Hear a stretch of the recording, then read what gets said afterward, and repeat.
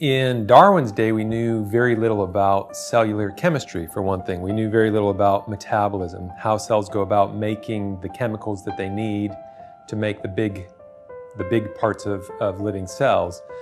We now understand that in some detail, and we also understand about the proteins that do the chemistry of life. These are called enzymes. We understand how large these enzymes are. We understand that they are encoded by genes, and we understand how that encoding takes place. That's called the genetic code.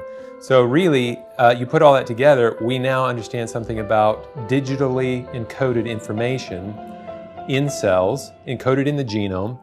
We understand why it's there to encode proteins, and we understand how the proteins function to do the chemistry of life.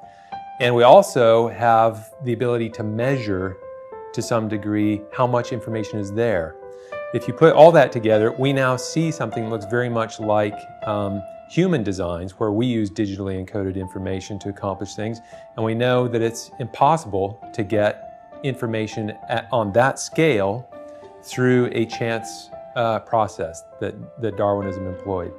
I remember thinking at the time that this looks like something, not just the product of engineering, but the product of brilliant engineering. And that was the point where it occurred to me that someone needed to do the experiments to test whether that was really the case or not.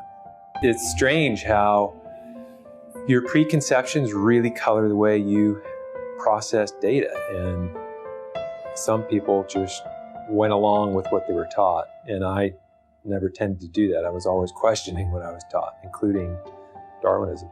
If you believe that everything was cobbled together through random processes, then there would be a lot of junk. There would be the residue of cobbling sitting there, and that's why people jumped to this junk DNA hypothesis. They found out that a very small fraction of the genome actually encodes proteins. That was the one aspect of genomes that we understood well, is that they encode proteins, so they assumed all the rest of it is junk.